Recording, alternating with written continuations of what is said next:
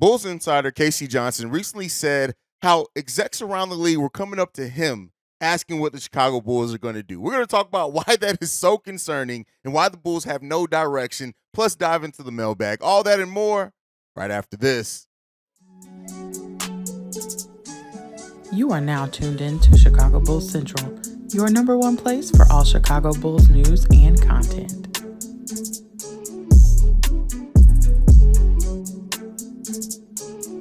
All right, Bulls fans, welcome to another episode of Chicago Bulls Central, your number one spot for everything Chicago Bulls related. I'm the host here, Haize. If you want to follow me right off the top, you can do so at CEO Haize. That's CEO Haize. If you want to follow the show, you can do so at Bulls Central Pod. Let's go ahead and jump into it. First up, we got Ja Morant, and we know that he has a pending suspension, and this could impact the Bulls, especially in their free agency search, because the Bulls have been linked to Tyus Jones via rumors, right? It's way too early for anything solid to come out. But we all know that the Bulls are going to have to go after a point guard. At least we think they're going to have to go after a point guard. There's still a likely scenario in which they just run it back with starting Kobe White and kind of let the chips fall where they may at that point. But Tyus Jones was a target for the Chicago Bulls. And considering it seems like Ja Morant is headed for a lengthy suspension to start off the NBA season next year, I highly doubt Tyus Jones is going to be on the market, maybe as much as he was going to be prior to that. And he's probably going to be retained. He may even get an extension down there, and it may just turn out to be one of those scenarios and situations in which it's a lot more difficult for the Chicago Bulls to go out and pursue him if he was even their target, right? Like I said, I want to be clear here. A lot of that at this point in time has been rumors more than anything else. And, you start seeing things kind of solidify at that during actual free agency. You start seeing kind of maneuvers and things like that. But overall, considering that the Grizzlies are going to have to prepare for a start of a season and maybe even go through a large part of that season without Ja Morant being there, I highly doubt they're going to let Tyus Jones go. Now, other kind of rumors around the Chicago Bulls is we're hearing a lot of things about the Bulls showing up to pro days, the Bulls interviewing draft picks, things like that. And I talked about this on yesterday's episode on how this is kind of per the course for most NBA franchises. Most franchises, even if they don't have a draft pick, interview every prospect to a degree, right? The ones that they have on the board, because if something presents itself, you want to be prepared. You want to have your information. But I think when you look at also just the chances of the Bulls getting into this draft, I think it's probably I don't want to put a percentage on it, but I do think that there is a world in which they do get in this draft. And I saw some of the comments from you guys yesterday saying how, oh, well, do we really need more prospects? Do we really need more this? Yes. Here's the thing. The Bulls are so far off and do not have a clear path is that, yes, you still want to look at prospects. And if you see one that you think is a gem, even if it ends up just being a high-level role player for your team, you still want to pursue them. The Bulls are nowhere close to the point to where they have enough young talent on this team or are close enough to competing where they can say, no, we don't need any more prospects. We don't need any more young guys. They're not the freaking Portland Trailblazers, and even the Portland Trailblazers should, in realism, be looking still at young players to add to that team because it's highly unlikely they're going to put a championship team around Dame. So, let's not get caught up in the short-sightedness of it. I mean, everybody can have their opinion, but we know veterans ain't coming here. It's not happening, right? I don't see a big-name free agent coming to the Chicago Bulls anytime soon with how up and down this franchise has been. And that kind of gets us into the next topic and subject that we want to talk about here. And that is Casey Johnson recently on the Bulls Talk podcast came out and said how execs and kind of insiders and people he usually talks to get information from the league were recently coming up to him at the draft combine asking, so what are the Bulls doing? What's the direction here? The Bulls have no direction. And I know some people are going to say, well, the Bulls picked a direction. Their direction is trying to get money and sell tickets, and that's the goals of ownership. Us as a franchise, we don't have a clear direction. We don't have a clear path to being a perennial playoff team. We don't have a clear path to even improve right now. Yes, there are players out there that are available, but when you really look at the Bulls' trade assets, we have some, right? I'm not saying that we don't have any trade assets, but I do absolutely think this team is reluctant to give away any more first-round picks, considering how the Vooch trade worked out, right? And really, when you're a team that gives up first-rounders to bring in talent, that should be more so when you are already competing and you're not as worried about the future because those future picks are almost certainly going to be outside of the lottery. The Bulls traded first-round picks to just get into being a middle-of-the-pack team, to just being into being a playoff team. And because we were a fringe playoff team at that, we're seeing now the results of that really coming back to bite the Bulls in their ass. And that is the biggest problem with where this team is right now. Had this team, not given up as many draft picks as they had and had a little bit more influx of young talent coming, the future would be brighter. Right now, the Bulls are on their way down for a team that only has been together for basically 2 years, and there's problems with that. Now, that could change drastically with some of our young players developing. We really don't know what we have in Dalen Terry yet at the NBA level. Patrick Williams, you always hold out that hope that he's going to take a major step up. And if either one of those things happen, or God forbid both of them, then yeah, it really does change the outlook for the Chicago Bulls. But right now, where we are in this offseason, we don't have enough data to say that that's going to be the case. And so, it sucks to be a team that is directionless. It sucks to be a team that everyone around the league is kind of looking at like, hey, what are they doing? Like, it sucks to be that. But us as fans, we can not like to be that all we want to. But until the front office gets us out of this and has enough pride in what they're doing to want to fix this and maybe move off some of their players, we're going to be in this area for a minute, and it's disheartening, and it just quite frankly sucks ass. But that's where we are. All right, it's Saturday. It's the weekend, so we're built around the mailbag. Let's go ahead and get to the first voicemail for the day. Enough of me waxing poetic. This first voicemail, this one is from Reginald. Hey, Haize. This is Reginald from Columbus, Georgia. I haven't called in a while for a couple of reasons, but I just saw what happened to Ja Morant. I just want to go ahead and stop this right before it starts. The Chicago Bulls are not interested in Ja Morant. I'm not a spokesperson for the Bulls. I have no connection to the Bulls. But damn it, watching Ja fuck himself up. I know a lot of Bulls fans are like, oh man, this is the perfect time to get Ja. No, we're good. We're not trading DeMar for him. We're not trading Caruso for him. Fuck, we might not even trade Lonzo Ball for him. I'm not even for that. The man is fucking himself up for no damn reason. Can you imagine him talking all that shit, getting in all that trouble in Chicago and not Memphis? Jesus Christ.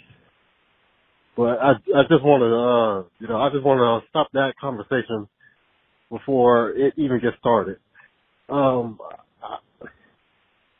was listening to you and Pat Designer talk about available point guard options.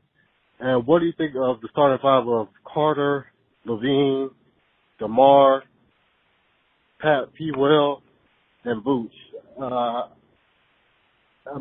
What does Carter bring, Javante Carter, bring to the Bulls? And I hate the fact that Derrick Rose might be our only available option as a backup point guard. Either him or re-sign, Pat Bev for like $4 or $5 million. But I really don't. There really aren't a whole lot of options.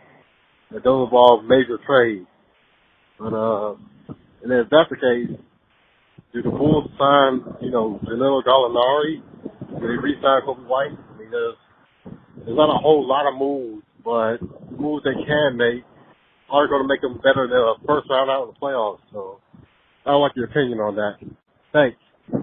All right, and so Reginald with the Ja Morant. First of all, okay, here's what I'll say. Now, if you said that if they're willing to take Lonzo Ball's contract for Ja Morant, no, you take that. I'm sorry. Character concerns be damned. No, you take that. You take that, and you make him realize, now you in Chicago, right? You in Chicago. They're going to test you if you keep trying to pull that gun. But no, all jokes aside with Ja Morant, Ja got to go through a wake-up call. And I really do hope that, at the end of this suspension, whatever he spends that time doing, it's time getting himself together. And you can't keep blaming the people around you. At some point, it's still on you for having the people around you that you do, right? And that's not to say you still don't need to have people around you that have your best interest at heart. But if you find that those people do not have your best interest at heart and you keep those people around you, at some point, it becomes on you for having those people around you. And Ja Morant's self-destruction is it's wild to see. And hopefully he does do the things corrected. He's still very young. He still has more than enough time. But I'll tell you what, at some point, he has to realize that there are some people that are literally waiting to try to get famous off you, right? And so he's so far been not caught in the wrong situation, but that can turn very quickly. Now, as far as Javante Carter as an option, I mean, listen, the Bulls have to do something, and Javante Carter depends on the money. Real talking. Whatever the Bulls end up doing at the point guard position, if it's a level of like a Javante Carter, I'd almost rather them see them start Kobe and then have that player as a backup option. But you said Pat Bev at $5 million. That ain't happening, brother. I'll tell you right now, that ain't happening. I wish it would, because I really wish Pat Bev would re-sign with the Bulls for that amount. Because I really did look overall how the Bulls looked better. Now, he had some performances himself where it was just like, "Hey Pat, what you doing?" But I definitely do hope that I wish that he would take a lower level contract, like a vet minimum, to be on this team. But hey, you got to go out there and get what you're worth. I'm not taking less than I feel I'm worth at any position, so I can't expect a player to either. Javante Carter isn't a bad option, though. I don't think he's necessarily the perfect Carter. The perfect player for the Chicago Bulls in that area, but you can do a lot worse than him as well. I think when you look at him, he fits that area that he's going to take probably around the money that we would be able to fit him within. It just really depends on if the Bulls are going to prioritize getting size and shooting first, or they're going to prioritize getting that point guard that could really help this team operate a little bit better on the offensive side. But hey, Javon Carter could, and I said Javante. Javon Carter could absolutely be a potential weapon there for the Bulls. So we'll end up seeing. All right, let's get into this next one. This one's from Mingo. Hey, what's up, big dog? This is your boy Mingo, man. I got a fun but twisted question for you. So just say that the Bulls got the number 1 draft pick. We all know who you're going for, right? Wemby. Generational talent, man. You know, I don't know if the Bulls will win the chip, but it'd be great basketball to watch for years to come. But the twisted part is, say you traded your number 1 draft pick. I just want to know, what would you do with it? You know, who would you seek? Who would you think, like, you know, you got that mentality of winning now if you traded the pick away? All right, I'll holler at you, man. First of all, shout out to Mingo in the building. This was obviously sent in before the draft lottery. And here's the thing. I talked a little bit about, I think, over on Locked on Bulls as well, is that if the Bulls did get the number 1 overall pick, would you explore moving that? Now, if it was anything less than a generational talent, which Wembanyama is, I think that the Bulls would have. But, you know, luckily, we don't have to worry about that decision. We don't have to worry about AK and Eversley potentially getting another trade wrong, which is always a good thing as well. So luckily, there is that aspect of things. So, you know, but do I think that the Bulls would have looked to trade the number 1 overall pick? I don't think that they are that thirsty to excel their timeline to where they would have passed up on a generational level talent potentially in Wembanyama. I don't think that they would have done that. I don't think so, and I don't think that they should have. Like Wembanyama projects to be such a talent and such a rare unicorn as well that you just don't want to pass that up. And he went to the right team. The Spurs are going to get the most out of him, and they're going to prioritize development over rushing things with him. And hey, he's going to the right system. All right, let's get into this next one. This one's from Big O. Put on Haize, your boy Big O, man. A couple minutes going by fast. But just to finish off what I was saying, like, so the Bulls, they're in a unique situation. I mean, you said a couple videos, like, you know, they may have to, you know, line all the contracts up to the empty cap so they can have the cap, you know, the cap space to just restart and do what they want to do, whether it's around Levine, probably around Levine. But, you know, even then, you know, basically, you know, like you and Pat saying, you're going to be good. You're going to be right in the middle and just praying to get a number 1 pick, or praying that you find somebody somewhere in the team, which is possible. But it's like, when you look at the KDs of the world, the LeBrons of the world, the Embiids of the world, the Tatums of the world, them guys going top 3. You got to find yourself in that top 3 pick. You know what I mean? The Donovan Mitchell went 12. Giannis, I think he went 15th to 14th. Kawhi Leonard went like 14, so you get lucky and find them down there. But the generational talent, they're gonna be at the top. You know what I mean? Not all the time, but most of the time. Like 75% of the time, the generation. Now, all 4 picks might not pan out, but 1, 2 of those, or the 3 of those gonna pan out. Then it's probably gonna be some at the bottom that turn out to be better than what expected. So. The thing with, I don't personally like it, but when you use OKC is an up-and-coming team. I guarantee players don't want to play with Shea Gilders You know what I mean? And with the core they have, they're going to be able to trade. They ain't gonna need to sign nobody. They're going to have enough pieces to make the move when they ready to make it. The Houston Rockets, the same thing. You look at these young teams, they talent up talent. And then they're gonna be able to make a move when their guys show that they're ready for that next level. And that's where the Bulls don't have. The Bulls don't have that. So, you know, when you talk about trading Levine, it ain't just so you can get a first pick. It's so you can get the first, the 15th, the 21st, and 3 more years after that. You get 3-4 cracks in 1 year, in multiple years if you got the right pieces to trade to get it all. You know what I mean? So it ain't just a top pick. It's you get multiple eggs in the same lottery. That's the thing with tanking, and you know with everything else. So you know you have to factor that in. It ain't just the first pick. You know Orlando might have our pick and they pick. They gonna get 2 cracks at it. You have to think about all of that when you talk about tanking and being at the bottom.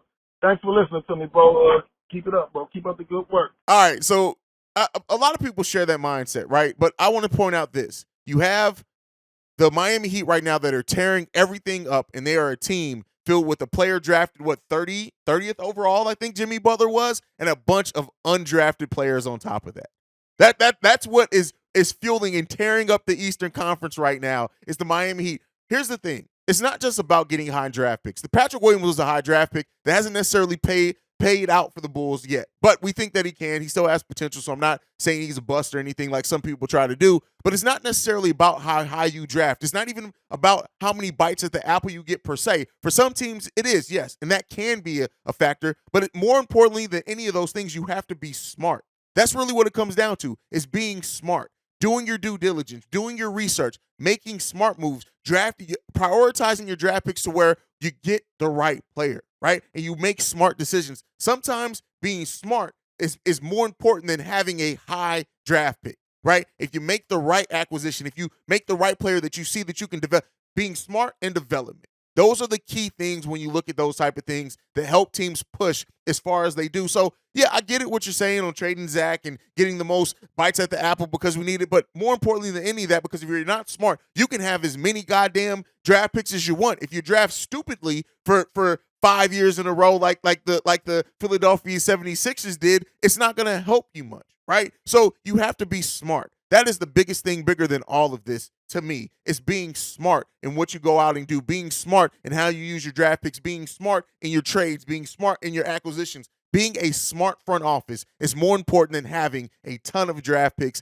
in my opinion, and we're really seeing that come to fruition. If you even look at the Los Angeles Lakers, yes, they have AD, they have LeBron, right? We know that. But look at how they went out and added those players to those teams that, hey, we're solid elsewhere. Rui Hachimura is having a renaissance where he is right now. You have to be smart, right? Even looking at the Denver Nuggets, right? Not a lot of tons of super high draft picks there, but smart. Hell, the MVP there was a second-round pick.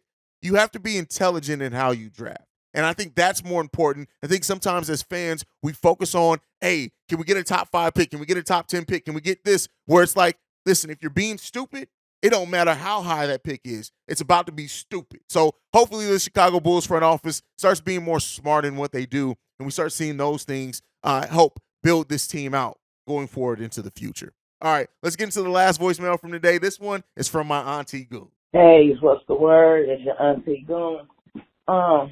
Yeah, I had looked at the NBA draft. I see the Bulls and get nothing as usual. So, is it a whole lot of free agents that's coming up this offseason? I really hope AK and Mark just not standing their ass fucking around and not doing nothing. I really hope they put some pieces together.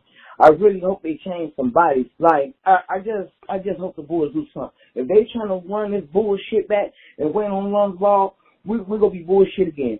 We ain't going to the playoffs again. So I really hope AK, Mark, and whoever else in that motherfucking office, I hope they around the motherfucking table make decisions. Because somebody's got to go. We could not play like this. No, we cannot run this bullshit back. I really want Billy gone, but I know he ain't finna go. I want Debo gone, and I want Bush gone, but I know it's not gonna happen. Cool. But do something with your roster. Make this roster better. Go get some size. Go get some shooters. Go get some motherfucking wing players. I don't give a fuck who you go get. Go get some motherfucking that you know they're gonna be consistent every night. All this inconsistent shit, we not have that this season. Next season coming up. I don't want to see that bullshit. Bulls are very inconsistent. Bulls had I don't give a fuck attitude every other night. You know what I'm saying? And Billy and like he's slow, bold. He just I don't know, blue ball Jamal like he don't know how to coach. He don't know when to stop plays. He don't know when to call time. I just don't know. But I know one motherfucking thing. They better not run this bullshit back. I gotta see some new motherfucking faces. I gotta see some new motherfucking numbers. And then Ja Morant. I don't know what the fuck your problem is. You want to be a gangbanger? You want to be a hustler so much fucking bad? Come and get in my position, bro. Come bring your ass to Chicago. Come and hang around me. I guarantee you, the shit you see, you will never want to pick up another gun again. You one dumb ass nigga. You just so motherfucking. You make the word dumb look smart, y'all. I don't know what's to you. I don't know what's wrong with you. That's your career. You don't give a fuck and I don't you. Fuck you. Come and take my place and I will take yours. You ain't trying to wake up. All right, Goon going the hell off. I mean, that's really just what it boils down to. Goon's going the hell off. Like, are we surprised? The Chicago bullshitters have completely pissed Goon the hell off. But inconsistent Bulls, bubblegum Billy, no back Billy, as I called him, in an unbalanced roster. Those are the things that have plagued the Bulls and got us to where we are right now, as well as bad decisions and bad trades from our front office. Now, I like Vooch. I like Vooch a lot, and I love the skill set that he has. You guys know if I had to pick any one of the big four to go, it's not going to be Vooch. It's not going to be Vooch. It'll be DeMar. I love Vooch. But when you look at how that trade ended up working out, they didn't get value for it. They still got a hell of a player in Vooch, but we did lose that trade. And so when you look at why the Bulls are inconsistent, there's a number of things that go into that. And it is the play on the court. It is the coaching as well. Billy not making adjustments. It's a roster that just isn't balanced very much, isn't a modern day roster and how they have to go about their offense. There's a lot of things that play into that. And the thing is, I know a lot of Bulls fans share Goon's mindset of hoping that we're going to see a lot of new names, faces, numbers, everything.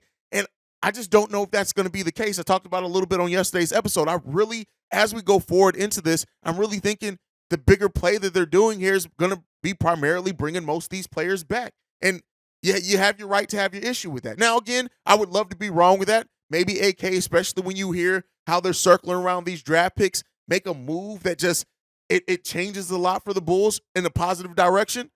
I think even sometimes you may have to take a step back to take a step forward. And I think Bulls fans, if they do take that step back to then step forward later on, are going to riot, at least initially.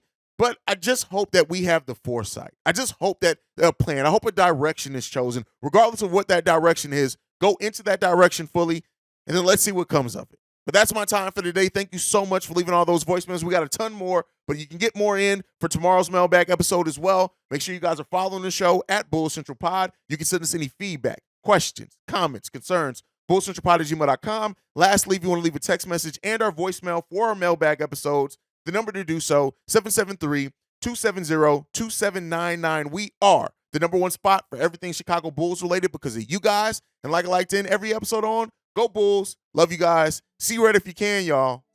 Peace. This has been a presentation of the Break Media.